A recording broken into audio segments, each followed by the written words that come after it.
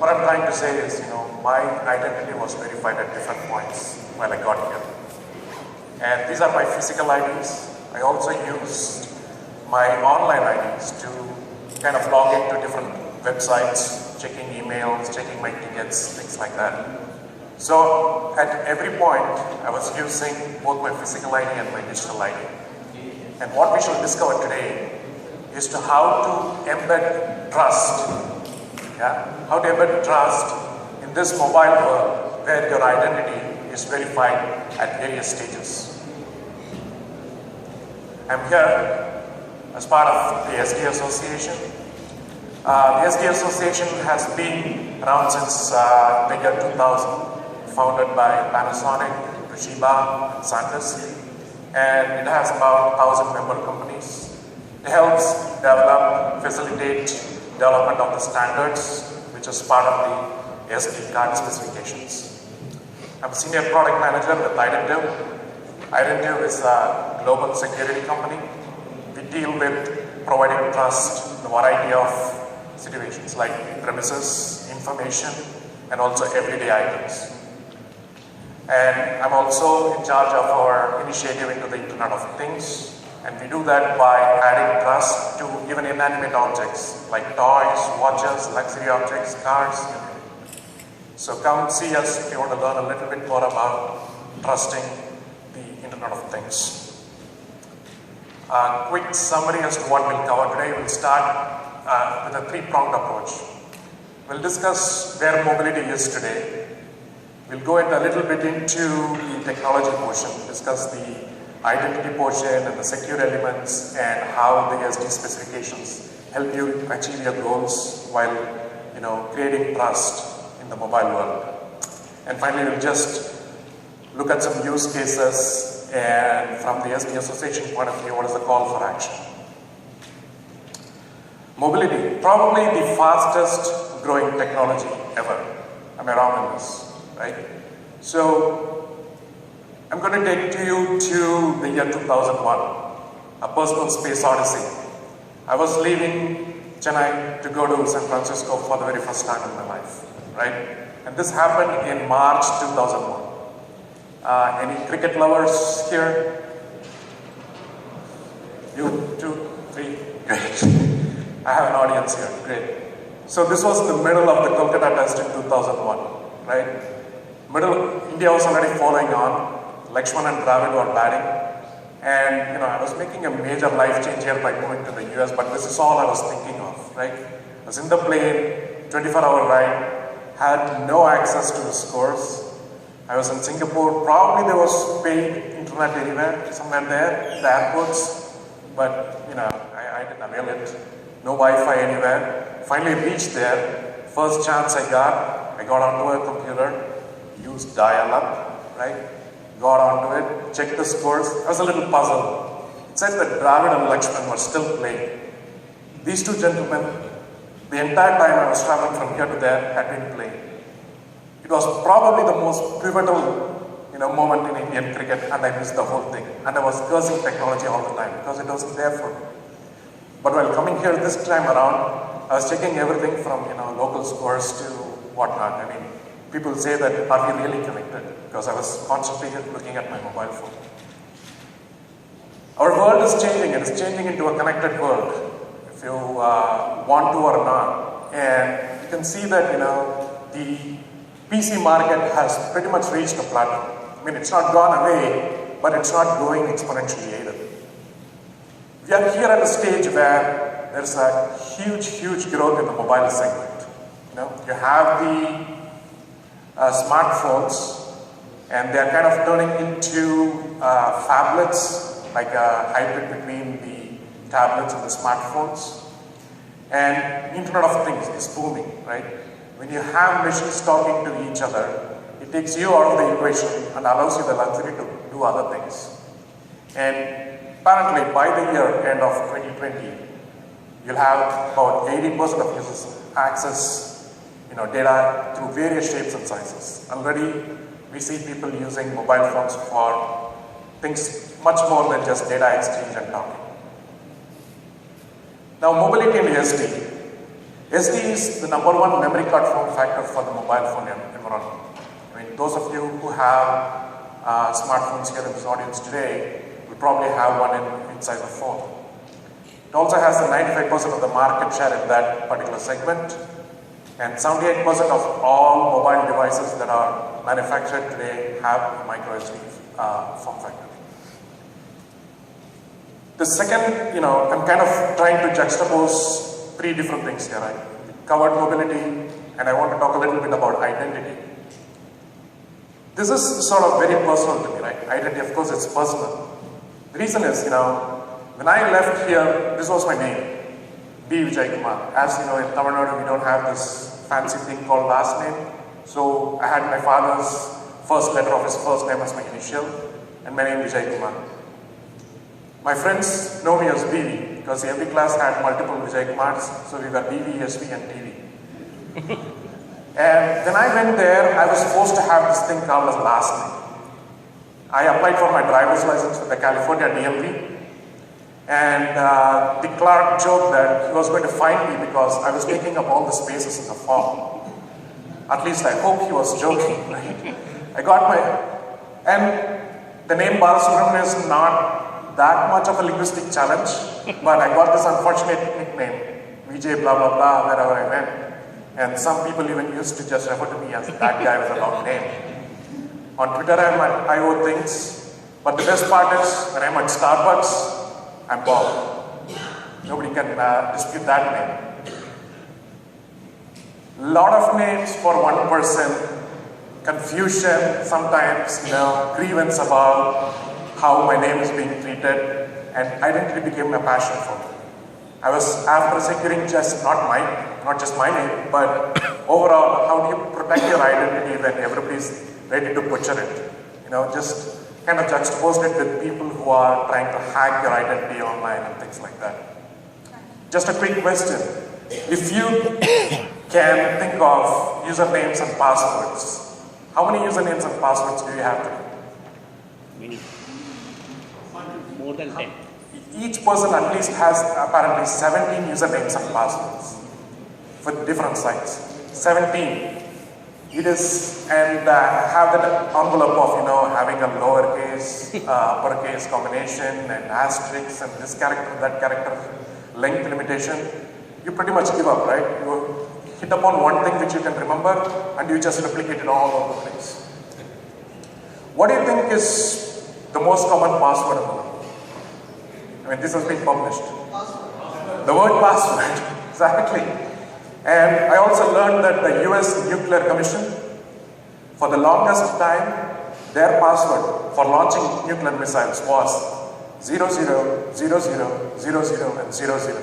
So the word, it's the end of the password era. We have to move into a technology. When you say forget password and click on what your password is, I'm going to say forget your password.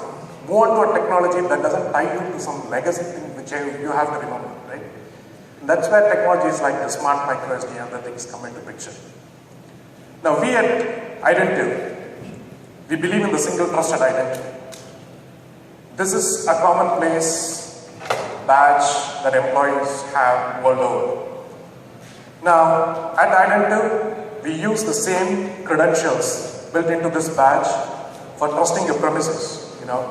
Tap at the door, authorize yourself, walk in. We use the same one at the desktop to enter it and possibly log on. We use it to sign our emails digitally. We use it to encrypt our emails when it's between, high confidential emails. We also use it to sign Adobe Acrobat PDF documents. So these things, we use it every day. And this is a $1 billion market. What Identity has done is taken their know-how in this field, where we work with governments and enterprises. We have taken it into a $1 trillion market, where you can attach the same credentials to everyday items, the Internet of Things. We are pretty much focused on bringing the single trusted identity to both your physical world and your digital world. And you have all these verticals where you can use it. Healthcare, banking, you can use it at schools, education, shopping, cloud, you name it. Let's knuckle down and talk a little bit about the technology behind achieving all this. At the core is the secure element. And before we jump into what the secure element can do, I'm going to talk a little bit about NFC. Now, NFC has been around for quite some time, and I have been reading up the specifications, seeing what it can do. It is a proximity thing. You place something very close to an antenna range, and then things get activated and data gets transferred. But when I'm talking about as early as like 2004, 2005, when you ask people what is NFC, they would say, no freaking clue. And a little later on, we had some industry applications, and the payment industry was the first one to adopt it. But still there were detractors. They said NFC stood for not for commerce, right? And we had to kind of think of ways to force this technology into people's consciousness. Now we know that it stands for near field communication. And it is to the manufacturer's credit that most of your handsets today already have NFC built in. It has an antenna. The secure element interacts through NFC to the outside world. And then you have a CPU that governs all this. This is commonplace for any phone today that has NFC built in. You can use it for card emulation.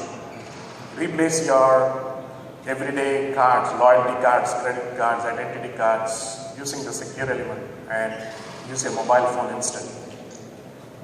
Just to show how I actually carry around my mobile phone. So this is how I carry it. On one side I have the physical cards, on the other side I have the phone, and pretty soon I'm sure that I'll be just using one portion of it. These things are going to go away. That's card emulation. Peer-to-peer communication is from something as trivial as sharing your playlists to sharing confidential information to another confidant. And this might get into work soon, reading and writing digital content using NFC.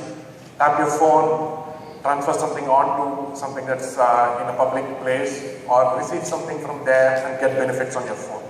So these things are enabled by NFC, which is the proximity technology.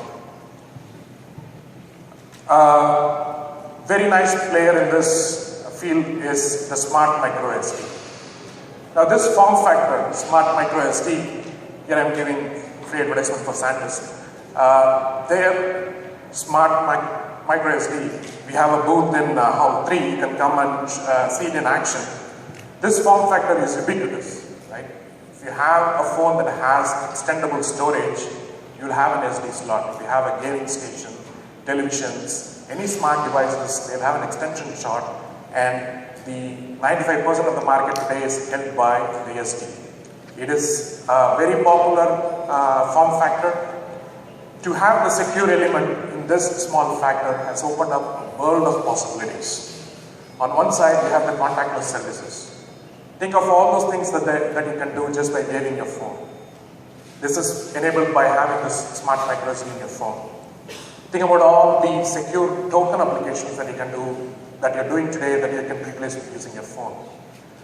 Again, we have a plethora of applications, some of which we are demonstrating in Hall 3 under the SD Card Association's ACES, and we have Identive, we have TransferJet from Sony, we have Toshiba's demonstrations, and we also have a real-world use case demonstration of how you can actually use it to unlock doors, how you can actually order a cup of coffee, things like that. Now, this is a standards body, and this is a quick, like a 101 introduction into what the specification is. For those of you who do not follow the SD specifications, I would like to just point out that it is built on a solid physical layer foundation. So all the applications, all the new age technologies, they have the physical layer at the bottom, which is time verified and has been used over and over in digital cameras, phones, and all. It's been tested and verified. And under Smart SD, you have ASSD, of which I have been a part of for quite some time. It's Advanced Security SD specification. And members benefit from knowing how they can use it for their own applications. And we are always encouraging people to join us and help us grow this technology. Now, I'm in marketing. I took a look at it and I was like, guys, come on, this is very clunky. You know, it's like an engineer's dream, but to show it to an audience, it's not too nice. So I took it to the marketing team. I said, I want pizzazz. You know, I want to highlight ASSD. I don't want to, you know, have this cumbersome sheet. And marketing did their magic. So now you can see that ASSD is a lot more prominent. So it's supposed to be a joke, a few nice laughs will be very good. Anyway, moving on, Smart Micro SD has various variations in the market. At the far left, you have postcard emulation, and this is a great value proposition for people who are willing to adopt it without changing their infrastructure. Having a micro SD form factor already built into your phone, you just have to insert a new card, and this is a consumer-centric model, where in many countries you have fights between the telecom providers who own the SIM card and the device manufacturers who own the device. You have this third option of going into a consumer-centric model where the consumer chooses the form and what sort of security measures he wants on his card, right? And you use this, and progressively as you move from left to right, you have added technological advantages. So again, I wish to kind of underscore that this is the only securely relevant form factor that does not alter whatever postcard emulation value propositions you have today. We look at a few use cases, and you know, from being tied to your desktop to having a laptop and, you know, bend down and using your phone for a lot of things, to actually use the phone as a useful device to open doors, to you know, have financial transactions, and apparently you get better dressed when you have NFC. You can see a lot of use cases. And this is a very nice infographic that I found on the net. It talks a little bit about how India as a whole is turning into a mobile enterprise. This is for you to consume. And we have this concept called BYOD, which is bring your own device, and kind of leapfrogs the whole concept of an enterprise providing you with the technology and with the actual physical devices, spending money on it, and then enabling a lot of activities for you. Instead, if you, and you do have smartphones today, what if that has the embedded trust that the company expects, and it can go and do a plethora of activities within your company, right? This is something that we at Identity are very, very passionate about. And this is actually a true story. I had a friend here in Chennai, and he switched jobs, and this was in the same IT building park, and he moved from one floor to the other floor.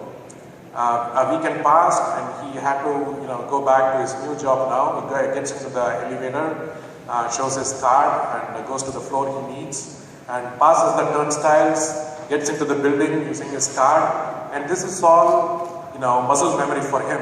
He looks up from his phone and notices that he's still in his old office. You know, he's been doing this day in and day out that he didn't even realize where he was. But think of it as a security issue. Where was the chief security officer who was supposed to revoke his credentials that allowed him to do all this? And that's where, if you can kind of curtail all these multiple identities into a single trusted identity through your phone or whatever that you carry, you know, one of the reasons why I switched to this case is I always used to forget my wallet when I left my home, but I never used to forget my phone. So I just put them two together so that I always had them together.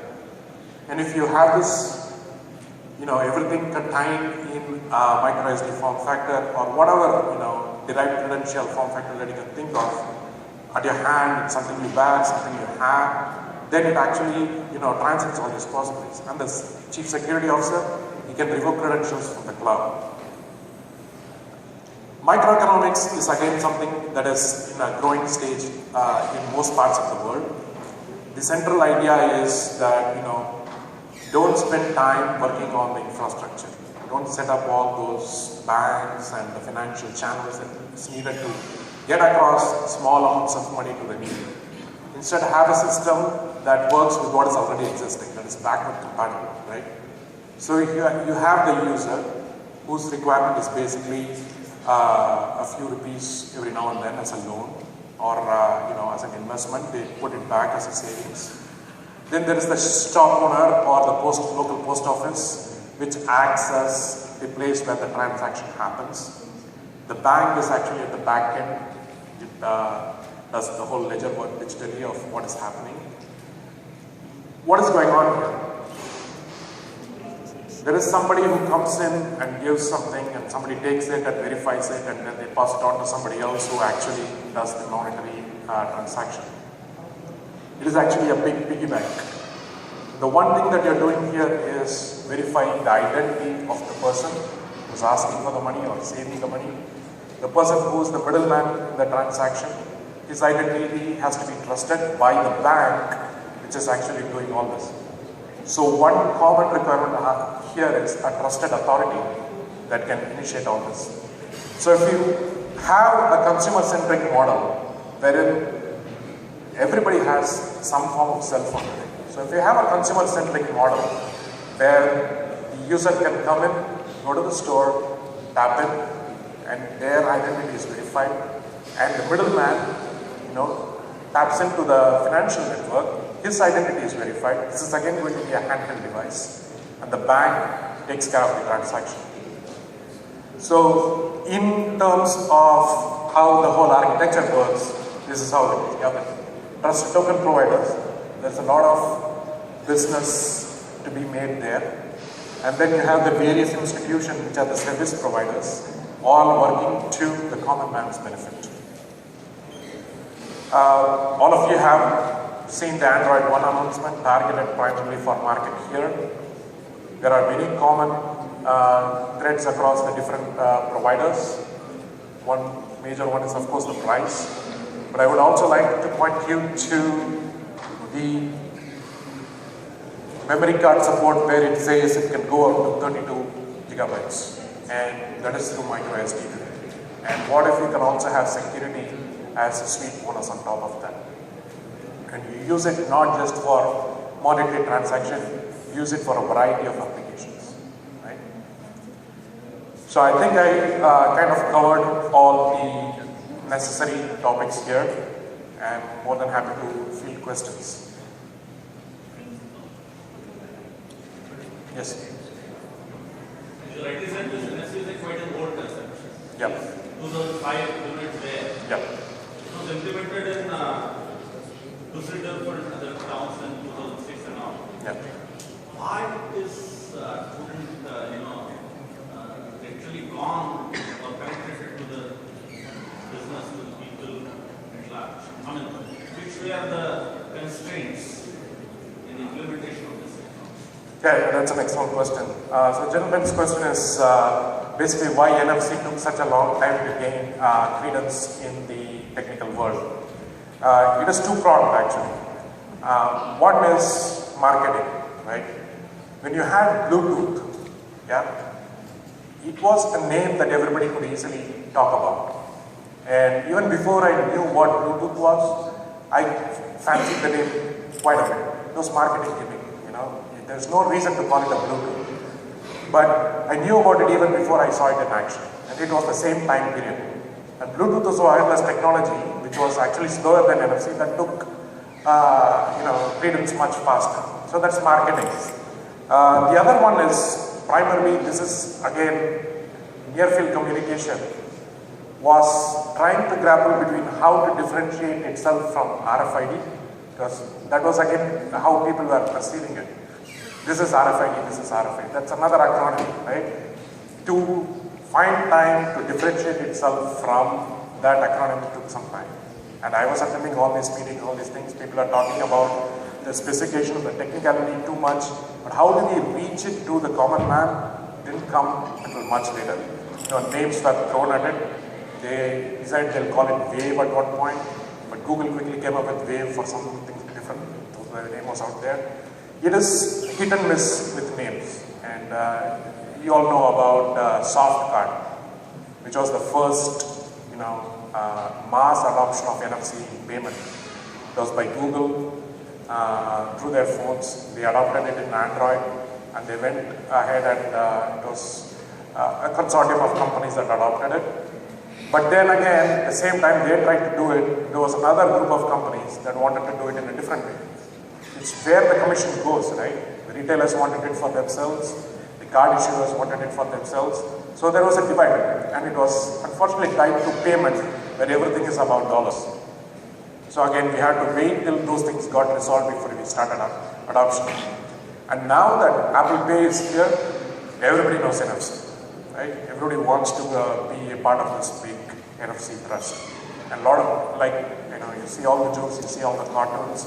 It's been in Android for years, and Apple is just doing a fantastic job of marketing it. I mean, the first time I was here, my colleague knows this very well, he had built an MP3 player in 2000 in Chennai. And we did it in connection with Roxio and all that.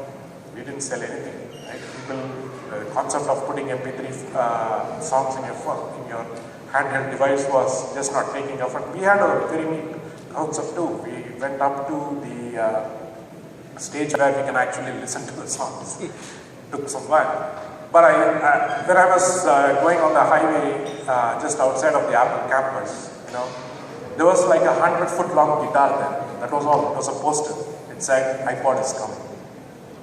I was like, where's the marketing here? I mean, I have one in my bag right now. And these guys were they blew away the competition like anything with just their marketing. And iPod became synonymous with MP3 players, and we can't even imagine any other MP3 player today, the way they launched it. Another brilliant marketing tactic, they tied it with iTunes, right? Now people are paying 99 cents for one song, but they were making millions out of the albums. So it's all marketing and business acumen that actually pushed it. And for the longest time, Apple held back on NFC because they wanted to do something their own way. That also contributed to it. Because every time we had discussions about NFC, immediately the customers were like, wow, what about Apple? And we would be like, hey, look out the window. Did you see that? And things like that. We used to distract them. We didn't have an answer. But now we can at least say that Apple is embracing it for payment. They'll soon open it up for other applications. Yes, sir. We have Apple Pay coming up in US and Yeah. how do we compare NFC with Apple Pay, which is a better technology? And secondly, skip part NFC as a technology, how cheap is it? What kind of pricing potentials we can look forward going forward? Whether it would come down to handset selling about 5,000 or about US dollar 100. What kind of pricing are you looking at going forward? Yeah, I can talk to it a little bit. So Apple Pay and NFC are not exactly different. So Apple Pay is NFC. They use NFC technology. What Apple has done is basically, instead of your Android phone today, when you say it's NFC enabled, that it's actually a reader-writer. So you can actually transfer data both from your phone to the outside world and also take data into your phone. So it's both a reader as well as a writer. Apple today is just a tag. A tag is basically a radio RFID element where you can actually read stuff. It doesn't work the other way around. So it can be active tag, you can write to it, but Apple has made a closed circuit implementation of NFC here. So instead of having a reader-writer, what they have essentially treated their phone is as a tag. And they've done it in a typical Apple way, right? They want to control everything that happens so that it is a success from day one. You have the secure element, same way we have a secure element in the micro SD. There is a secure element devoted in the Apple phone. And if you have a credit card today with supported banks, your credit card number will be paired up with a private key that's stored in the secure element. So that pairing is maintained by Apple and the banks.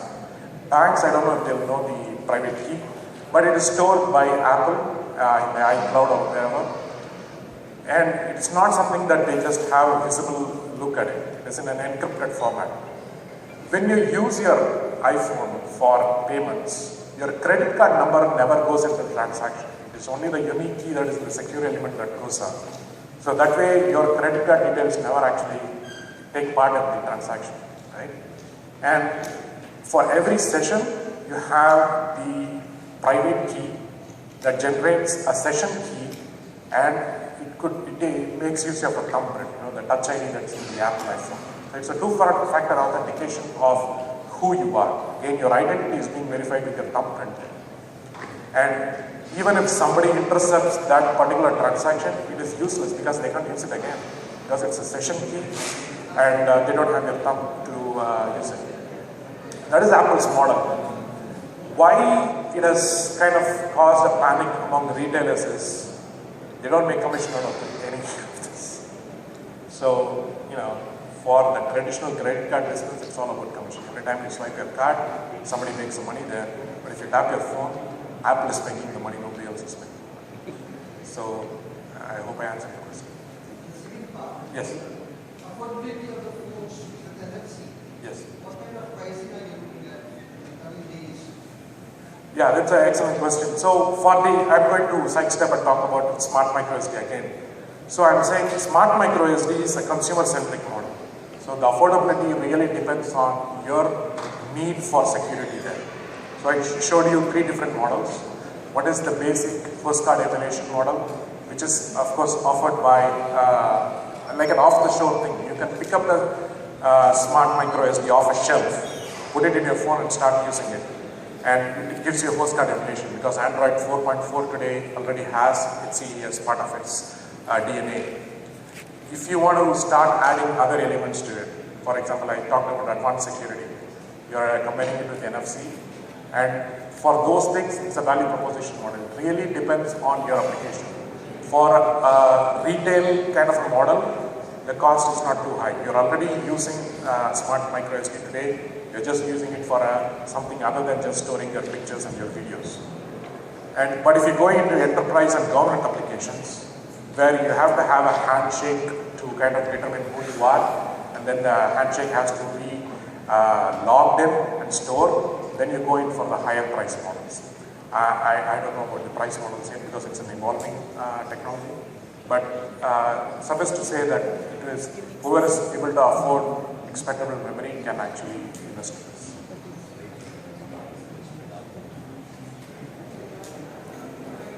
Yes, sir. Some banks have started like without using your card, you can withdraw the money.